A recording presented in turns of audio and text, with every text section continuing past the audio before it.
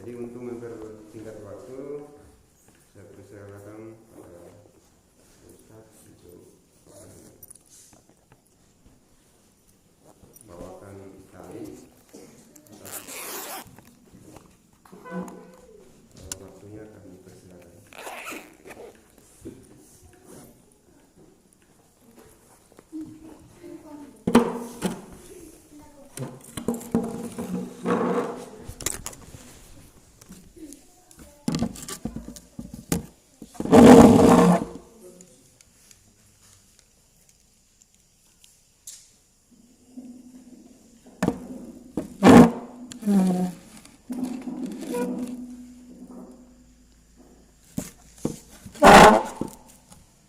Bismillahirrahmanirrahim. Assalamualaikum warahmatullahi wabarakatuh.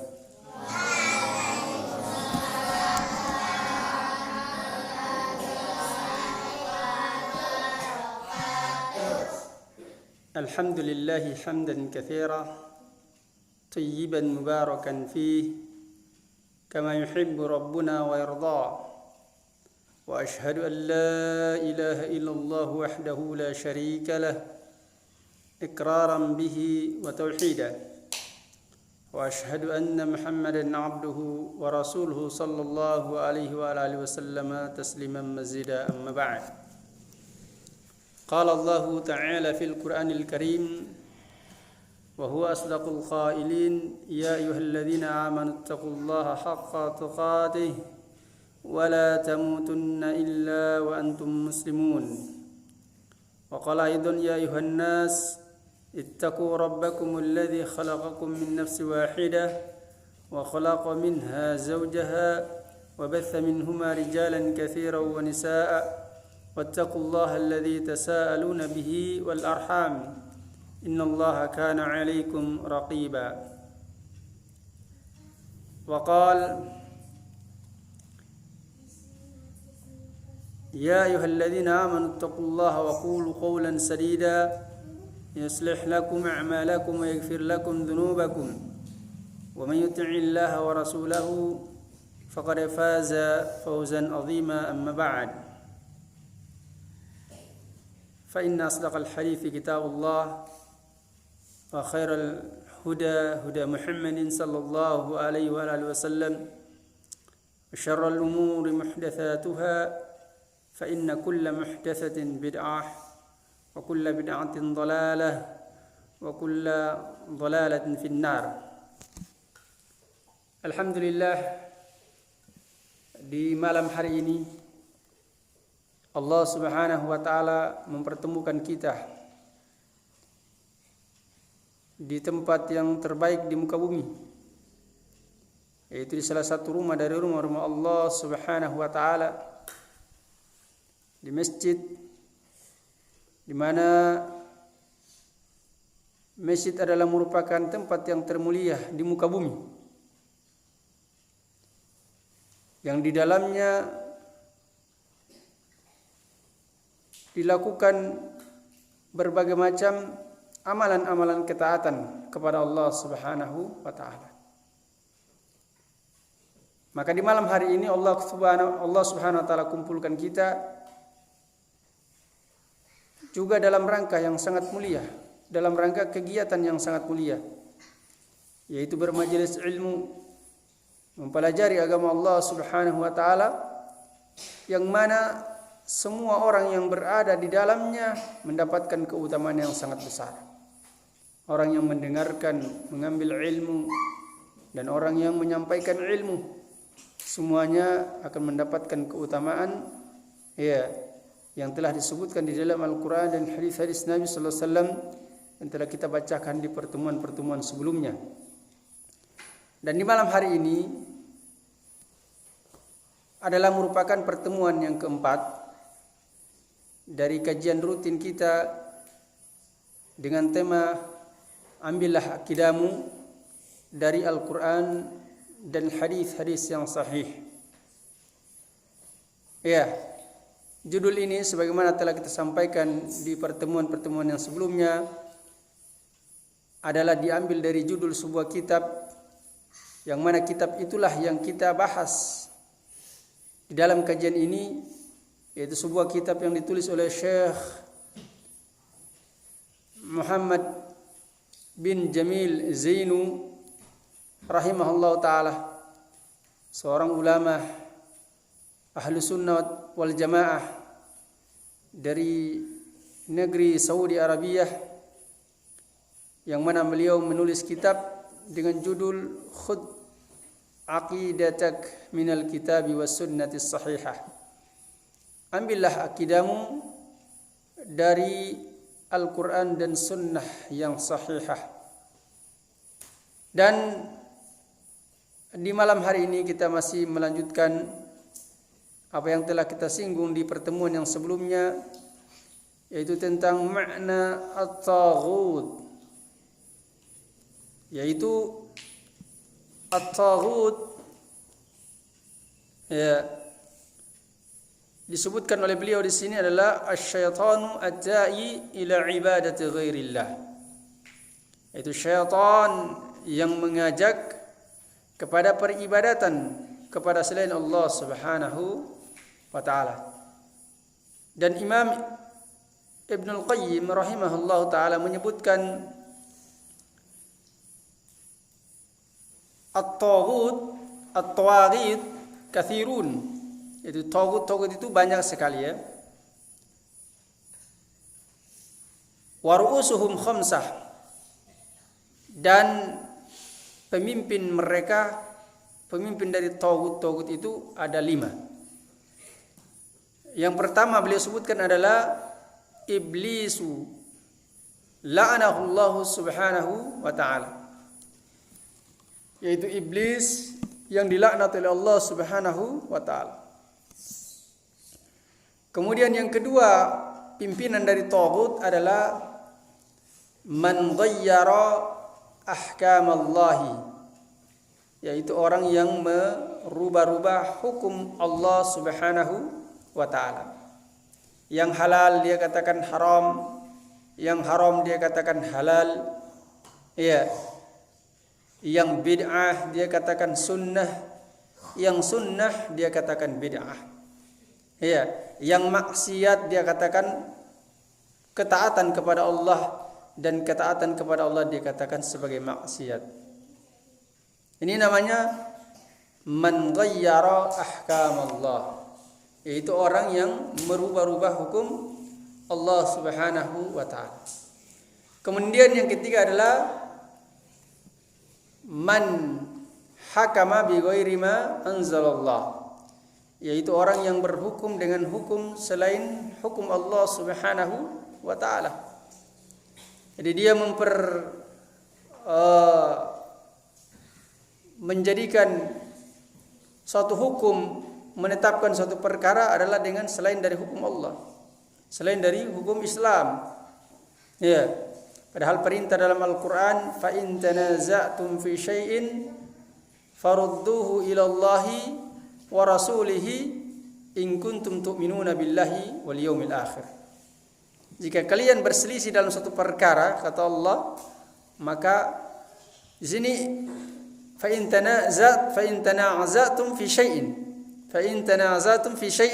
jika kalian berselisih dalam suatu perkara, syai'in, perkara apa saja, maka farudduhu ilallahi wa rasulih, maka kembalikanlah kepada Allah dan Rasulnya. Itu ditimbang dengan Al-Quran, ditimbang dengan hadis-hadis Nabi sallallahu alaihi wasallam yang mencocoki Al-Quran dan hadis Nabi sallallahu alaihi wasallam yang sahih, maka itu adalah kebenaran. Walaupun orang yang berada di atasnya hanya satu orang. Ya, dan apapun yang menyelisihi Al-Quran dan sunnah Nabi sallallahu alaihi wasallam, walaupun seluruh manusia di muka bumi ini berada pada pihak tersebut, maka itu adalah merupakan kebatilan.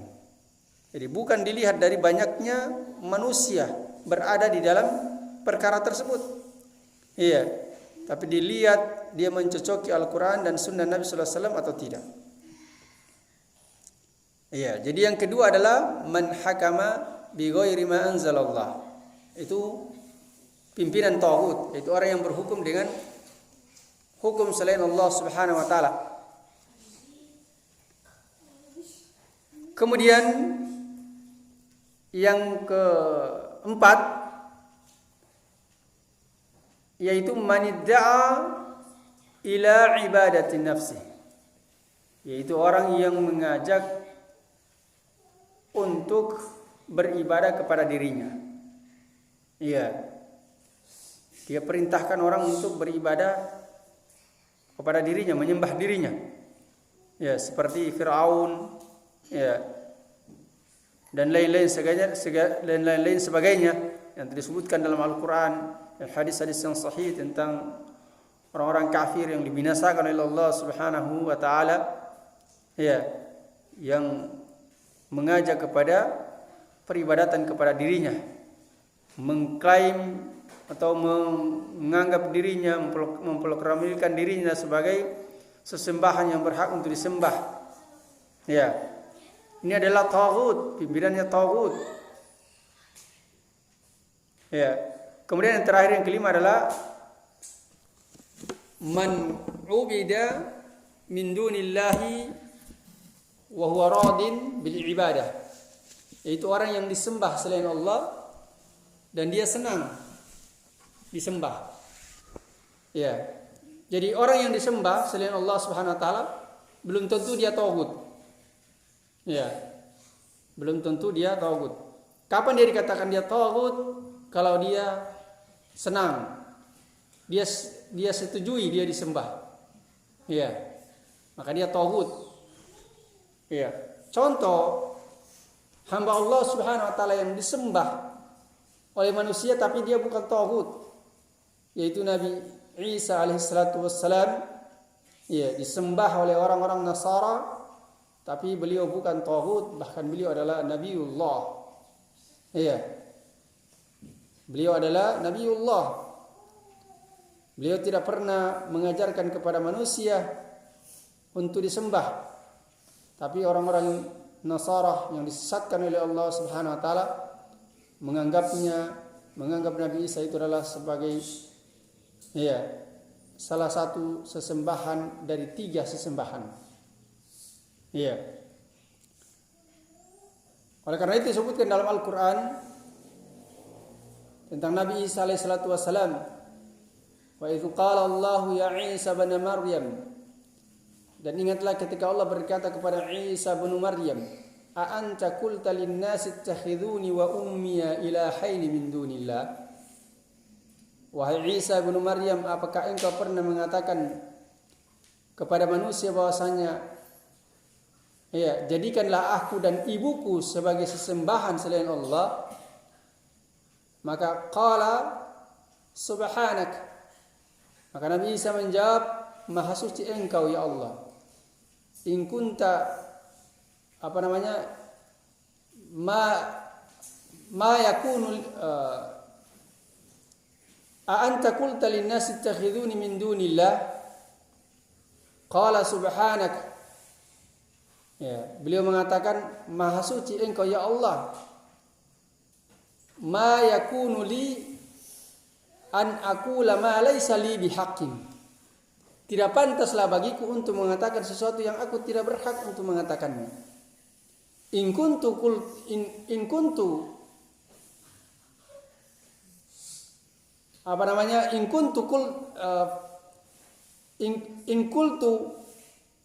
faqad alimta. Ya, jika aku mengatakannya, maka sungguh engkau telah mengetahuinya. Ya, ta'lamu ma fi nafsi wa la a'lamu ma fi nafsi. Engkau maha mengetahui apa yang ada pada diriku, sedangkan aku tidak mengetahui sama sekali apa yang ada pada dirimu. Ya, ini dalil yang menunjukkan betapa Nabi Isa alaihissalatu wassalam disembah selain Allah Subhanahu wa taala dan beliau berlepas diri. Membenci dengan sebenci-bencinya orang-orang yang menyembah beliau, menganggap beliau sebagai sesembahan selain Allah Subhanahu wa taala. Kemudian dari kalangan umat Muhammad sallallahu alaihi wasallam ada juga yang dijadikan sesembahan selain Allah tetapi beliau bukan taghut, yaitu sahabiyun jalil, sahabat yang mulia Ali bin Abi Thalib radhiyallahu taala anhu, yang dijadikan sebagai sesembahan oleh orang-orang Syiah yang sesat dan menyesatkan. Iya.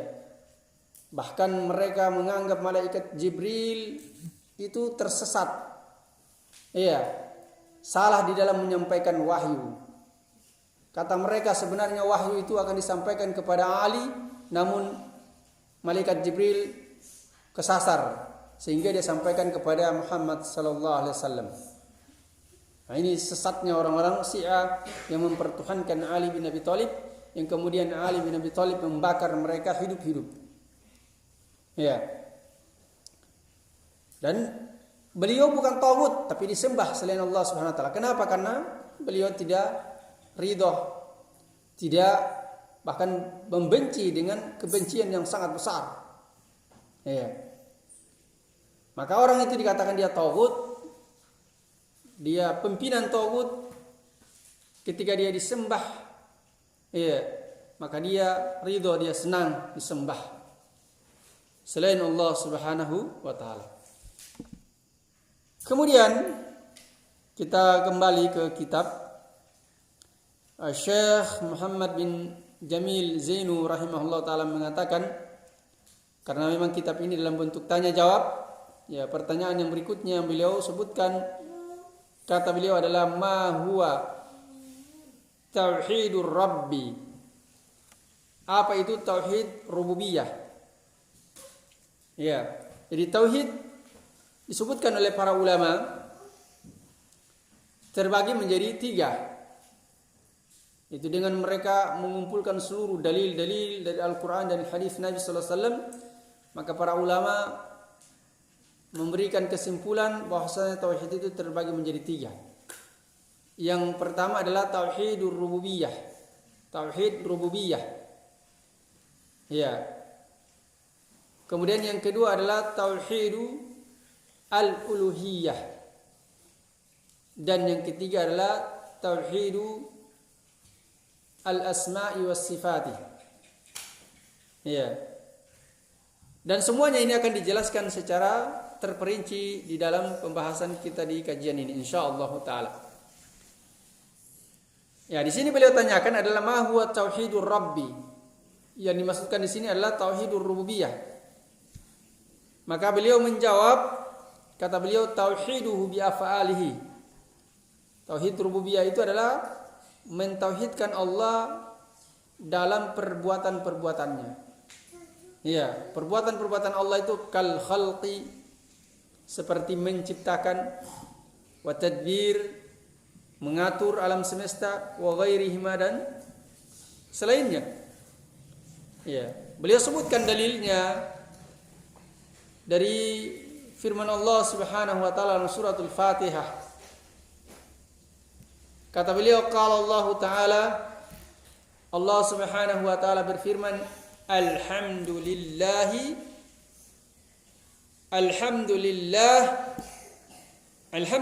rabbil alamin. Yaitu segala puji hanyalah milik Allah, Rabbil alamin, yaitu Rabbnya alam semesta. Jadi makna dari Rabb di sini adalah yaitu yang mengatur, yang mencipta, ya, yang mencipta dan mengatur, dan segala sesuatu yang berkaitan dengan perbuatan Allah Subhanahu wa taala. Ya. Ya, kalau dikatakan Rabbul alamin, Rabbnya alam semesta, artinya Allah yang menciptakan alam semesta. Allah yang mengatur alam semesta. Iya. Allah yang memberikan rezeki dari penghuni alam ini dan lain-lain sebagainya. Allah yang menghidupkan dan mematikan. Ya. Maka sisi pendalilannya adalah Rabbil alamin. Kemudian dalil yang kedua yang beliau sebutkan adalah hadis yang diriwayatkan oleh Imam Al-Bukhari dan Imam Muslim. Kata beliau, waqal sallallahu alaihi wasallam, dan Rasulullah sallallahu alaihi wasallam bersabda, anta rabbus samawati wal ard. Engkau adalah Rabbnya. Ya, engkau adalah, ya Allah, engkau adalah Rabbnya langit dan bumi. Ya. Artinya engkau adalah yang mencipta langit dan bumi, yang mengatur alam mengatur langit dan bumi. Iya, memberikan rezeki kepada penghuni-penghuninya. Dan lain-lain sebagainya dari rububiyah Allah Subhanahu wa taala. Kemudian setelah itu beliau menyebutkan tauhid al-uluhiyah yang kedua. Dalam bentuk pertanyaan juga. Kata beliau, ma huwa tauhidul ilahi? Apa itu tauhidul ilahi? Tauhidul ilahi adalah tauhidul uluhiyah. Apa itu tauhidul uluhiyah? Yaitu disebutkan oleh Syekhul Islam Muhammad bin Sulaiman At-Tamimi rahimahullah taala dalam kitab Thalathatul Usul.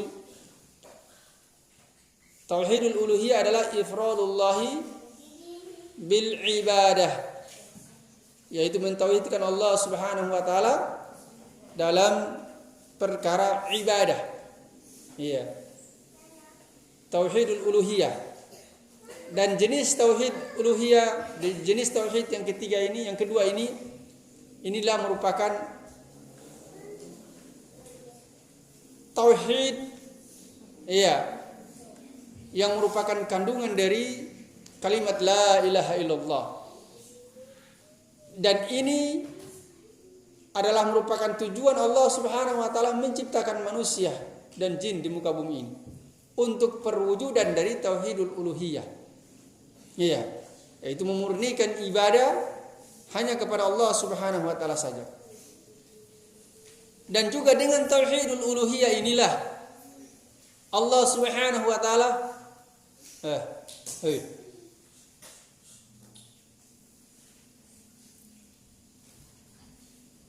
dan juga dengan tauhidul uluhiyah inilah Allah Subhanahu wa taala mengutus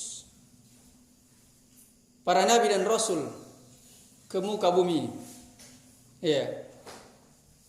Allah Subhanahu wa taala berfirman, "Wa laqad ba'atsna fi kulli ummatin rasula an i'budullaha wajtanibut taghut." Dan sungguh kami telah mengutus pada setiap umat seorang rasul. Jadi pada setiap umat itu Allah utus seorang rasul. Tujuannya adalah apa? Yaitu an i'budullaha wajtanibut taghut.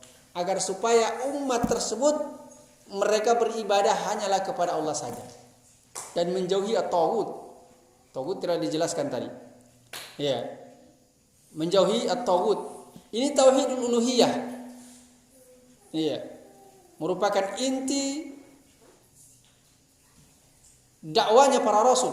Seluruh nabi dan rasul diperintahkan oleh Allah Subhanahu wa taala yaitu untuk mengajak manusia kepada peribadatan kepada Allah Subhanahu wa taala semata. Iya.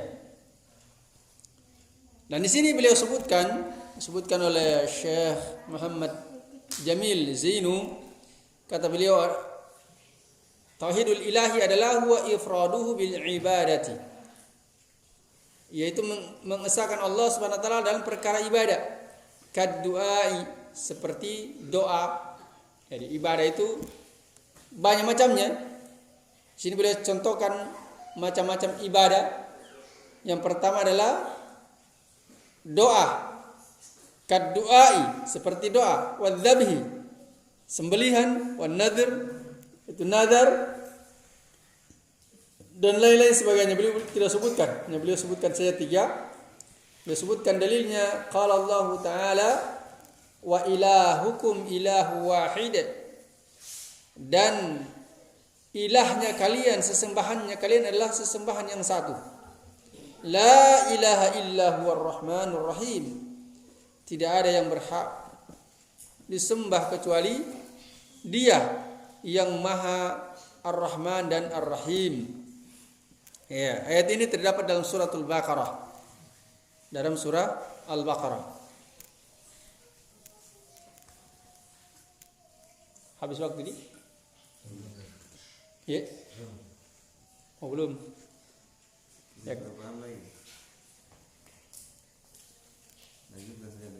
Ya, lanjutkan sedikit saja.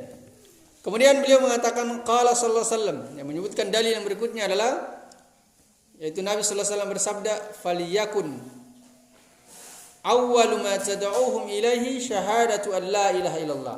Ini hadisnya panjang ya, cuma potongannya ini disebutkan di sini. Ini perkataan beliau kepada salah seorang sahabat yang beliau utus ke negeri Yaman untuk berdakwah di negeri Yaman.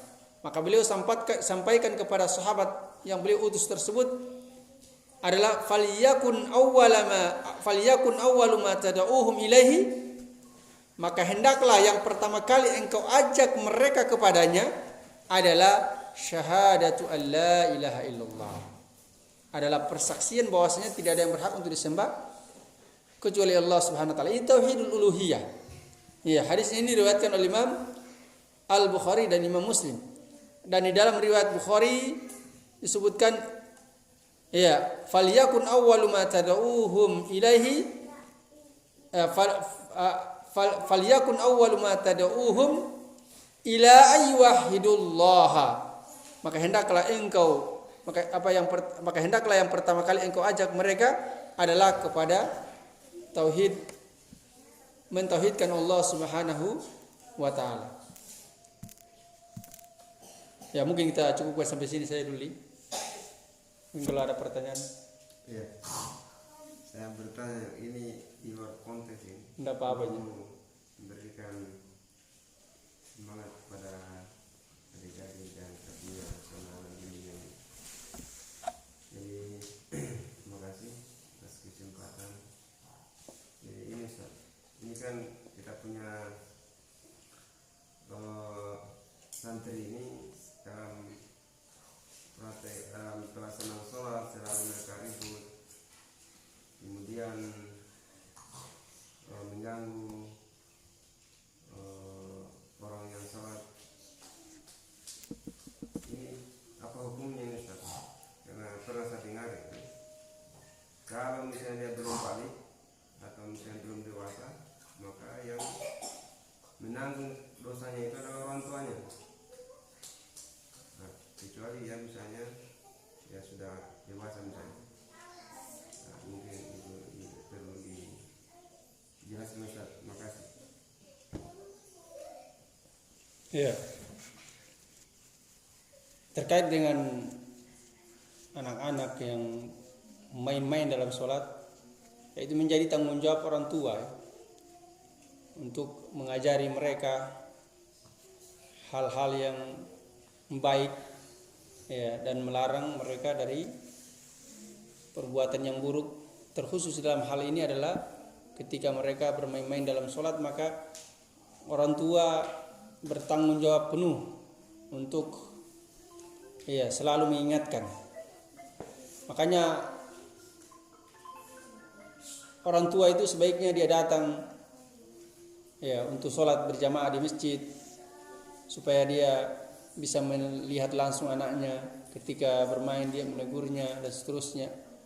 Ya, karena anak-anak kecil yang belum balik itu dia tanggung jawabnya adalah orang tua. Ya, kalaupun dia berbuat dosa, maka tidak dicatat sebagai dosa. Karena disebutkan dalam hadis, rufi'atil aqlam ala thalatha, atau yang semakna dengannya. Jadi pena itu diangkat dari tiga. Ya, maksudnya diangkat, maksudnya tidak ditulis ya sebagai dosa ketika dia melakukan dosa.